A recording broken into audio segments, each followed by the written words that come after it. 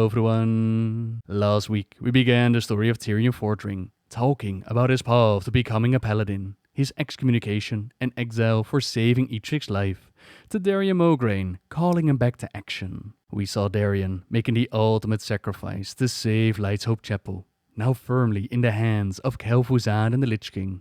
That's trouble for the future. First, Tirion has his own son to worry about. His father might have been branded a traitor and exiled, but Taelan never let go of his love for his father. The letter that was left behind, it stays with him all the way into adulthood, and when he follows in Tyrion's footsteps, also becomes a paladin of the Silver Hand. Tirion, he makes sure that he's there, disguised and hidden, amazingly proud of what Taelan had accomplished. As his father had hoped, he had taken his place as Lord of Merdenhold.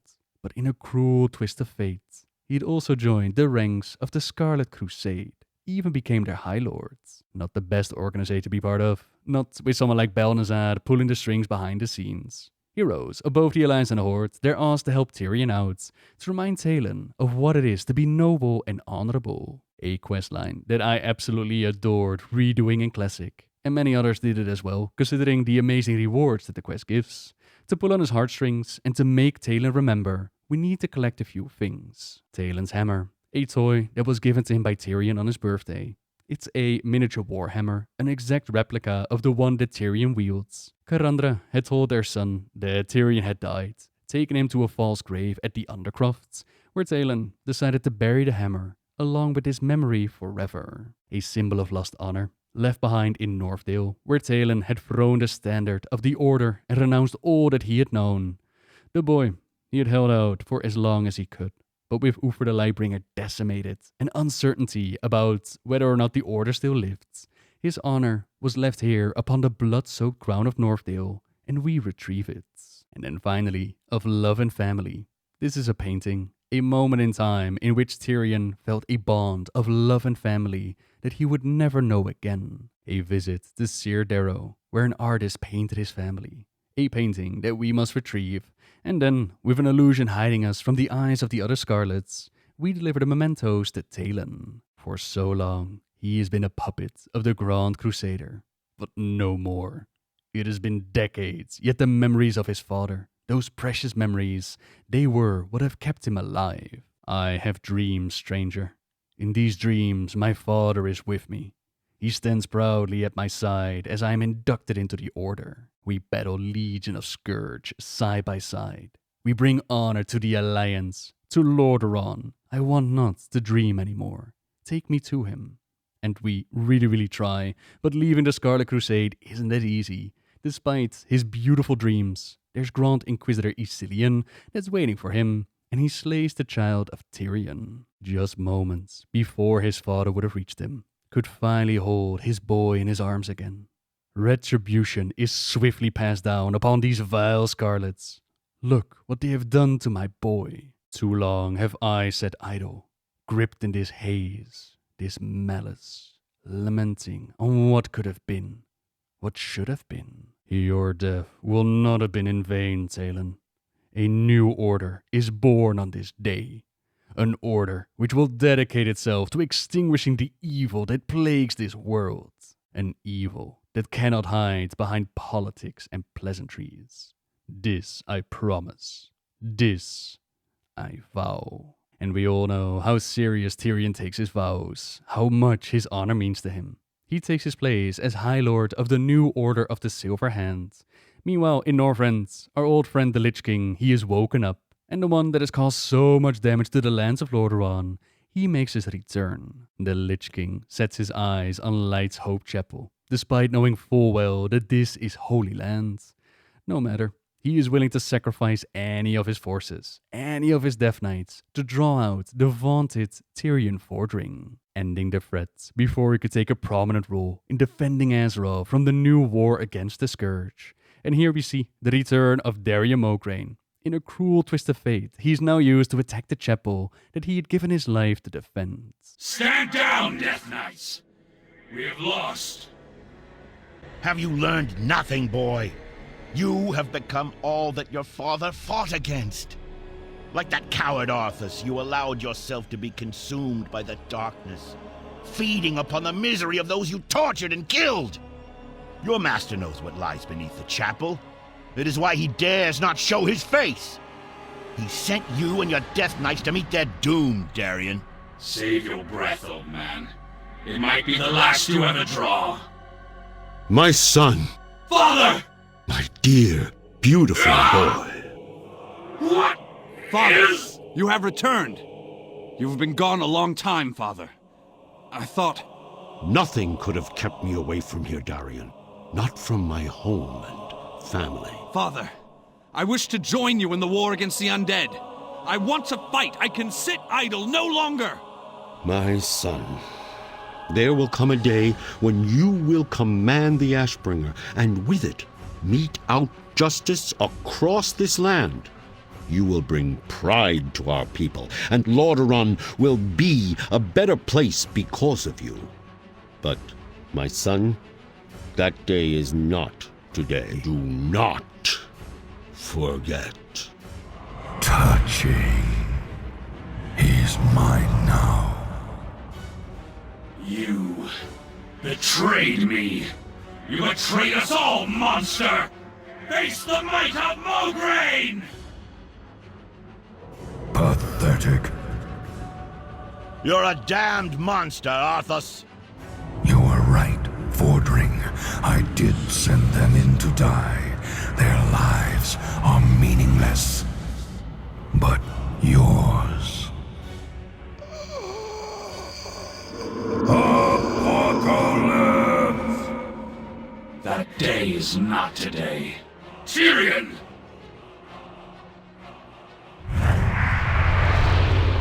Arthas!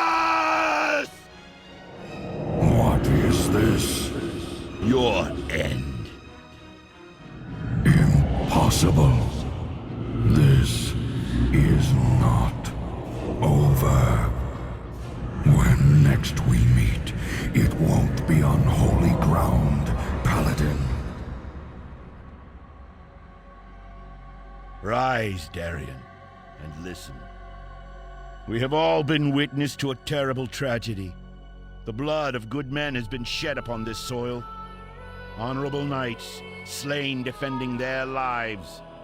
And while such things can never be forgotten, we must remain vigilant in our cause. The Lich King must answer for what he has done, and must not be allowed to cause further destruction in our world. On this day, I call for a union. The Argent Dawn and the Order of the Silver Hand will come together as one. We will succeed where so many before us have failed. We will take the fight to Arthas, and we will tear down the walls of Icecrown.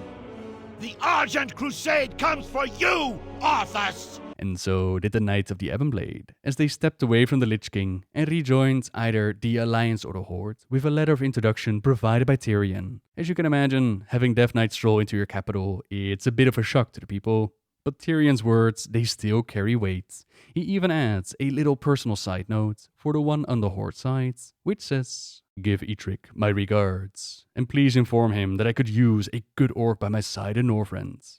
With your permission, of course." So, our journey went to the cold heart of Northrend. Tirion and the now purified Ashbringer on our side. They actually nearly lost this powerful artifact, thinking that it would be better to have it travel without the wielder. It would make Tirion too much of a target. Not to worry though, that our adventurers here to save the day and reunite them. Then, in Icecrown, we have High Lord Tirion Fordring, who leads the assault into the Scourge's main territory, slowly but surely claiming more ground for the Warriors of the Light. As we follow the questline, we encounter a young child named Matthias Lehner, who shows us what the Lich King has done with his time, how he battled with Illidan, how he resurrected the mighty blue dragon Sindragosa and a whole brood of blue dragons. He explains that after his battle with Illidan, Arthas realized what was holding him back. He was still human. He could still feel. He could still bleed. He still had a heart. So the first thing that he did when he became king was carve out his heart and toss it down a pit.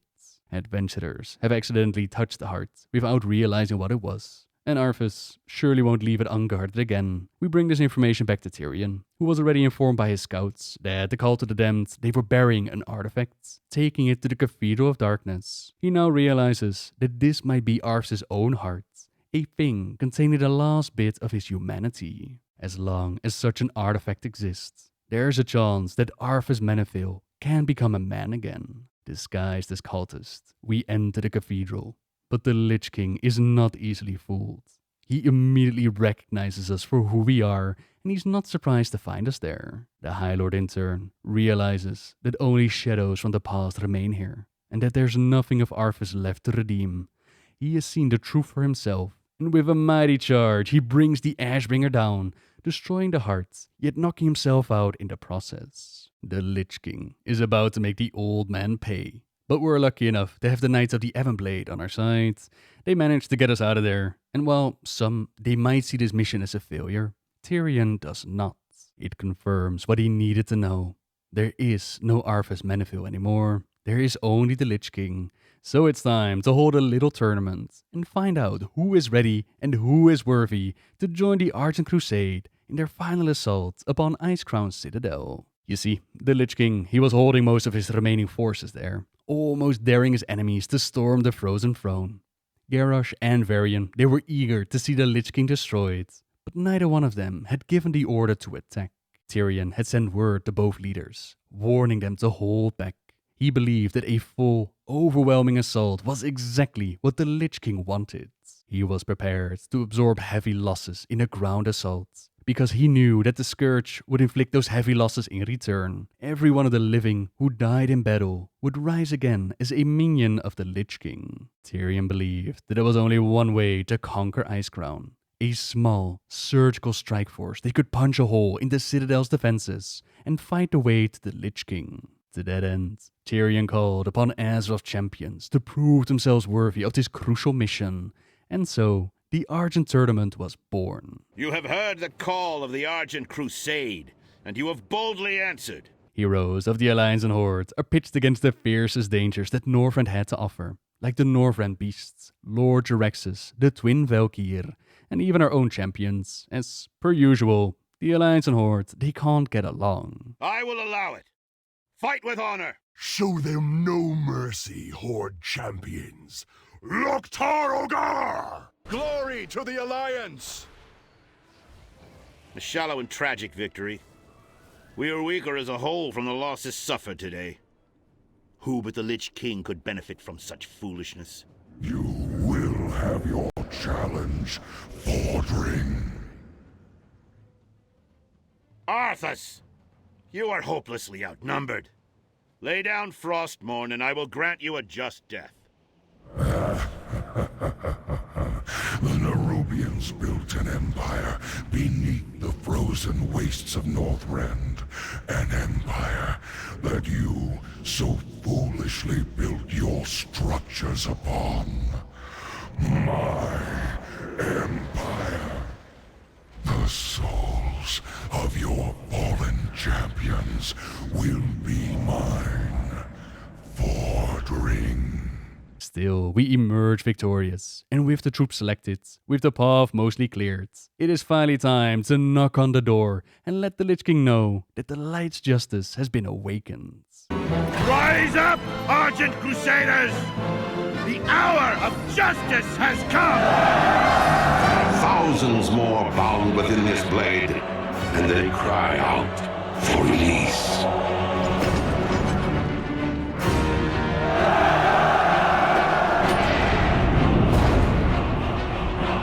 Look now to your defenses, my son, for the champions of justice gather at your gates.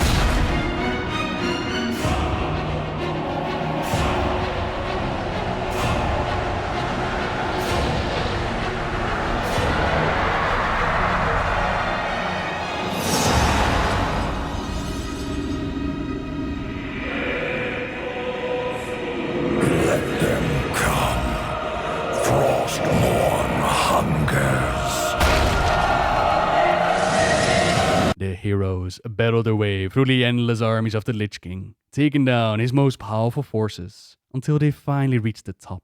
Exhausted, better than enraged, just as the Lich King had planned. So, the light's vaunted justice has finally arrived. Shall I lay down Frostmourne and throw myself at your mercy, Fordring? We'll grant you a swift death, Arthas. More than can be said for the thousands you've tortured and slain. You'll learn of that firsthand. When my work is complete, you will beg for mercy, and I will deny you. Your anguished cries will be testament to my unbridled power. So be it. Champions, attack! I'll keep you alive to witness the end, Fordring. I would not want the Light's greatest champion to miss seeing this wretched world remade in my image. His true prize now stood before him, the most powerful heroes of the world. If they fell, he would raise them into undeath and wield them as a weapon against the living. The fate of the world, it rested upon this single moment. The full fury of the Lich King crashed down upon Azeroth's champions, while Tirion was trapped in a block of ice. Several of their souls were ripped into Frostmourne, but even that did not stop them. The champions trapped in the Cursed Blade, they fought on, stirring the other spirits inside into action. But despite their valor and their heroism, the champions could not prevail. You trained them well, Fordring. You delivered the greatest fighting force this world has ever known, right into my hands, exactly as I intended. You shall be rewarded for your unwitting sacrifice. Watch now, as I raise them from the dead to become masters of the Scourge. They will shroud this world in chaos and destruction. Azeroth's fall will come at their hands, and you will be the first to die. I delight in the irony. Light, grant me one final blessing. Give me the strength to shatter these bonds.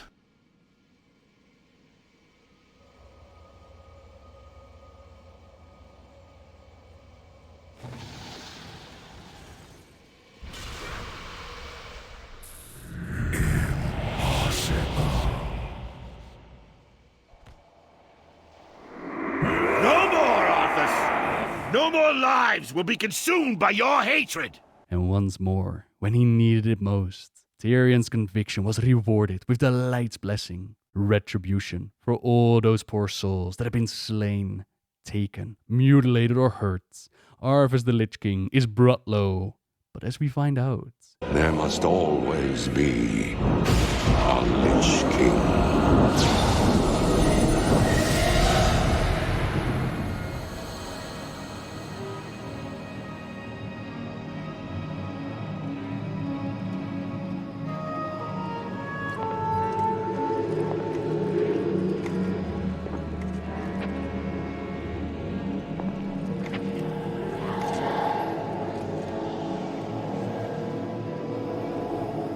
The weight of such a burden. It must be mine, for there is no other. Tirion! You hold a grim destiny in your hands, brother. But it is not your own. Bolvar! By all that is holy. The dragon's flame. Seal my fate. The world of the living can no longer comfort me.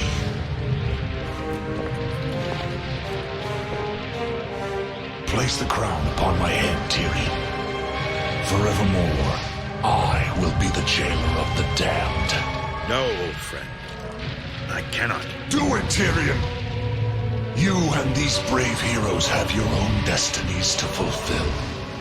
This last act of service is mine.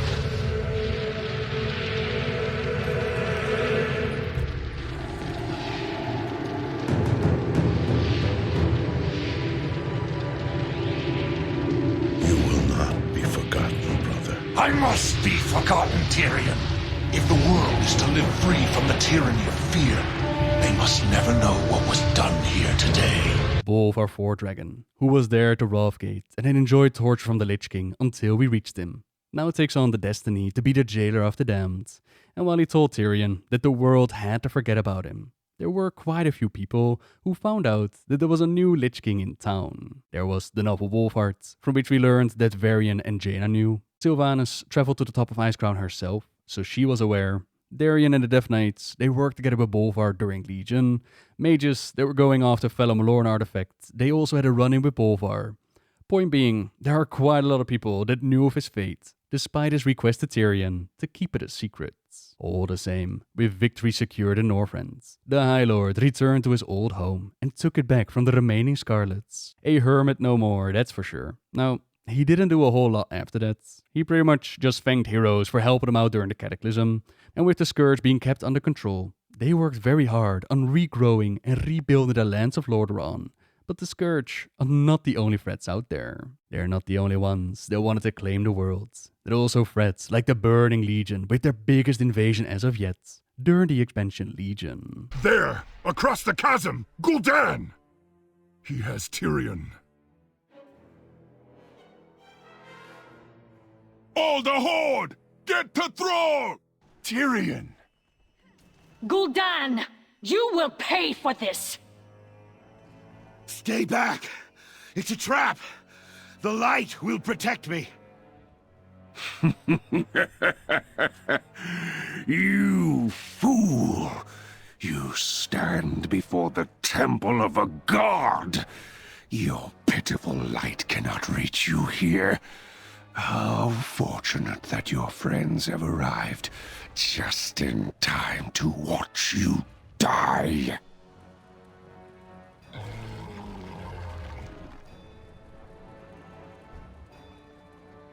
Destroy him!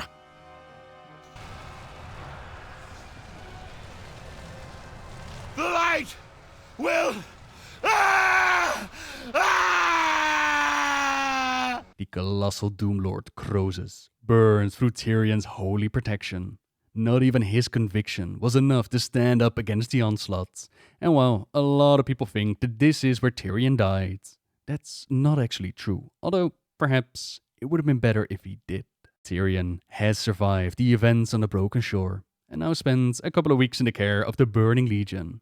Retribution Paladins, during their Ashbringer Legion artifact questline, they track down the High Lord's location and fight their way to him. The sundering of this one's soul has been taxing, but he will be ours soon. No! The light burns in my heart! I will never surrender! You will suffer for 1,000 lifetimes. By the light! No, the Ashbringer must not. Tirion! By all that is holy, what have they done to you? I'll break Tirion free. You must find the Ashbringer while there's still time. It's none other than Balnazar, the same Dreadlord that had taken over Davrohan, corrupted their organization, formed the Scarlet Crusade, that has placed a little trap for us. Ah, the Light's greatest champion has arrived to claim the Holy Ashbringer and lay waste to my kin. They say only the pure can wield the High Blade. Come, champion. Claim your destiny.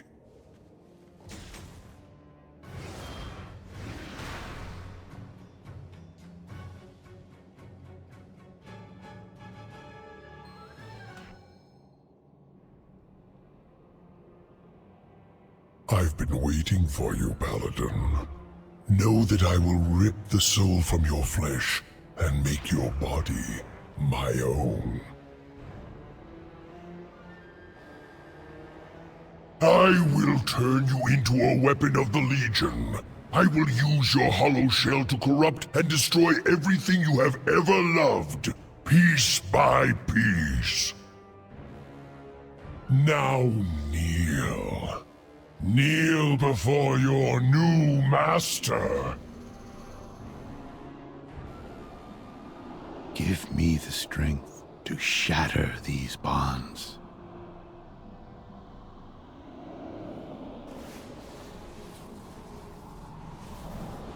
You cannot fight my will. You are mine. Very well. This will be a fine test. You think this is over, Paladin? Our journey together has just begun. Your journey has just begun, young prince. You must come quickly. Tirion called for you by name. I fear he does not have long for this world. Hurry! Come closer. You must wield the blade. You must stop the Legion. You must become the Ashbringer.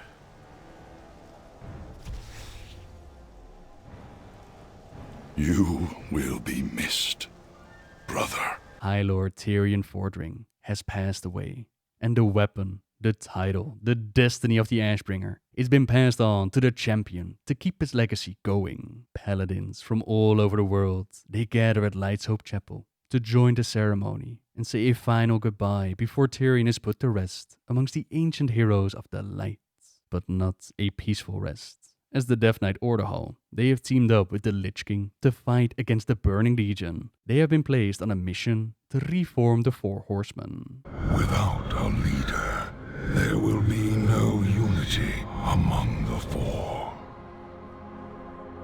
The time has come for the Ebon Blade to return to Light's Hope. The body of the great Tirion Fordring rests beneath the chapel. Go now, and do what must be done. The Knights of the Tirion Fordring was one of the greatest champions this world has known. If we do this, there will be a price to pay. I will obey, Death Lord, but know this. Should we go through with this, there will be no turning back. The fourth and final horseman, the one that's going to lead them all into battle, has been chosen by the Lich King to be Tirion Fordring. You might remember how Darien and the Death Knights, how they've been sent over to Light's Hope before. It seems like history is about to repeat itself. Only now, Tirion is not going to be able to defend himself. Tyrion's body rests below us, in the Hall of Champions. We will join you shortly, Death Lord. You will not succeed, Tirion. The light will not allow it. It's Lady Liadrin holding down the fort as we fight her in the Hall of Champions. It seems like the High Lord, the leader of the Paladin Order Hall, that they're out questing elsewhere, possibly fighting against the Legion, but Liadrin is not the final line of defense. Without monsters, there can be no heroes. The time has come, Death Lord. Tirion Fordring awaits. At last, the Four Horsemen shall have their leader.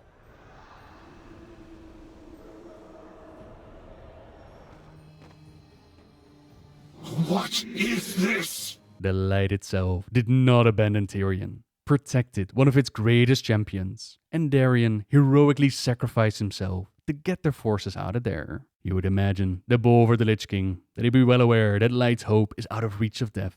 Or perhaps he actually did, as this event, it pushes Darien himself to take up the reins, and he becomes their leader. For Tirion, however, his spirit has passed on into the Shadowlands, and one can only wonder where he ended up. We know that somewhere in the Legion period, the Machine of Death got broken, all souls sent directly to the Maw, regardless of where they belong.